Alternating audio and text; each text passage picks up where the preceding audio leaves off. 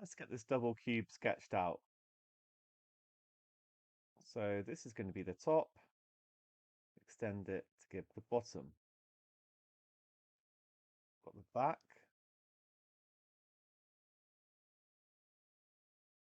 and that's for both of them. Now we're told that the height is twice the width, so I'm going to say that the side lengths of the cubes are x, which means that this here will be 2x because it's double the height. And then we're told the greatest distance between any 2 points is 9. So that's got to be what we call the space diagonal, this bottom left corner to the back right, or like any corner to the kind of the opposite one. Okay, so that length is 9. Now for this question, we need to use Pythagoras' theorem. We can actually construct a right-angled triangle by using this diagonal and then this length here. This will be a right angle because I've got a line going along the base meeting one that's going up. So if I draw this out a little bit larger, it's going to be 2x in height. This one is 9, but I don't know what that length is. However, we can draw another triangle here, which is also right angled. It might not look like it, but remember, it's just a diagonal across the base of the first cube. So this is x, and this is x. We can use Pythagoras' theorem, a squared plus b squared equals c squared. This length is going to be x squared plus x squared square rooted, or the square root of 2x squared. I'm actually going to leave it like that for the moment. You could write it as root 2x, but you'll see why in a second. But what that means is that this is root 2x squared. Now I can use Pythagoras a second time. So 2x squared plus root 2x squared squared, and that's why I left it like it was, because now the root and the squared are just going to cancel. That must equal 81. So 4x squared plus 2x squared equals 81. 6x squared is 81, so x squared is 81 over 6.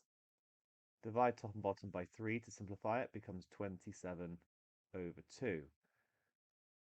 I might just leave it like that for the moment. We could work out x by square rooting, but then we're going to get these square roots and or surds involved. So can we avoid it? We're being asked for the total surface area of the box. That's the whole box. So one face is going to be x squared in area. Now we just need to work out how many faces there are. Well, there's going to be 5 at the top because I'm just missing the one where they're connected. And there's going to be 5 at the bottom. So the total surface area is actually going to be 10x squared. So I can take my x squared. Do you know what? I could have, I probably would have been better off when I divided by 3. It would have become 2x squared is 27. Because actually all I need to do is times that by 5 then. 5 times 27, which becomes 135.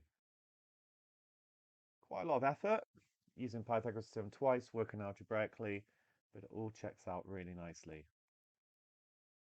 One other quick thing I want to talk about, an even faster way to do this question, is when you have a triangle like the original one that I drew, you can actually use something called 3D Pythagoras and simply do x squared plus 2x squared. And that will get you to 6 root 6x squared very, very quickly. And I just want to talk about where that comes from. So again, let's imagine I've got this. It's in it. Sorry, I should probably draw the original shape. Let me just do that.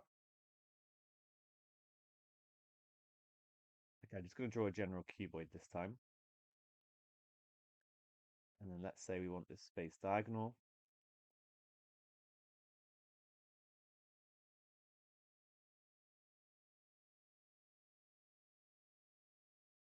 Okay, and I'm going to say that the dimensions of this cuboid are A, B, and C.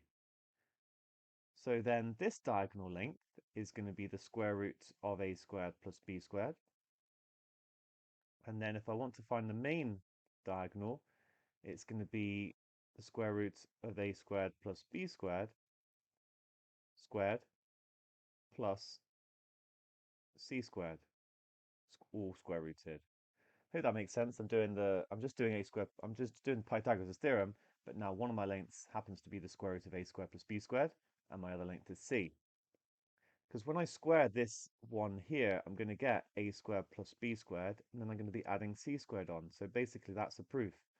So if I called this, say, L or, I don't know, D, then I could write down that for a 3D structure, that D squared is a squared plus b squared plus c squared. So this is my extension to 2D Pythagoras and 3D. You can just square the three sides in your right angle triangle.